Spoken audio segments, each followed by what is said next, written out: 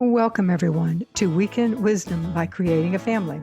Weekend Wisdom is where you get to ask the questions that you want to hear us answer. It usually takes about 5 to 10 minutes, so let's get started. Today's question is, can you adopt out of state? Here's the question. Is it possible to adopt a child from another state, provided that all parental rights were terminated for both the mother and the father? What extra complications or legalities do families adopting out of state face? So the answer there, absolutely you can adopt out of state. But first, in answering this question, we need to separate the different types of adoption. We have domestic infant adoption, and then we have foster care adoption. And it's possible to adopt a child in another state with both of these types of domestic adoption. So I'll first address the answer to private domestic infant adoption. You will need to comply with what's called the Interstate Compact on the Placement of Children, or you may hear it called ICPC. The ICPC is not a federal law, but it is a reciprocal state law, which has been enacted in all 50 states, as well as the District of Columbia, the Virgin Islands, and maybe some others.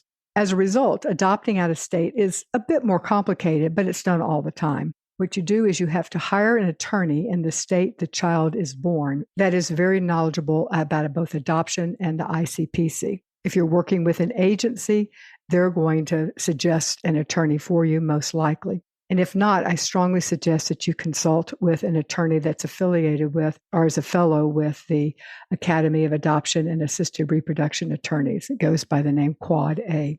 She or he will let you know if you need another attorney in your home state. So it is very possible to do a domestic infant adoption. In fact, it's fairly common. Now, for foster care adoption, it is also possible to adopt a child in another state from foster care. But in my experience, these are usually older and harder to place kids. And this is because it's easier and less expensive for the state to place a child locally, because they're required to supervise and support this family after placement and before the adoption is finalized. It's also easier if the child needs or wants to maintain relationships with their siblings or extended family for the child to be placed locally or at least within the state. It would also be possible for a child to maintain their cultural connections if placed locally, if that's relevant as well. For all these reasons, the folks at foster care prefer to find an adoptive family locally or closer by. However, if they can't find a good fit close by, they often extend their reach to other states. And you can find such kids and youth at websites such as adoptuskids.org, and they have a call-in number that can help you.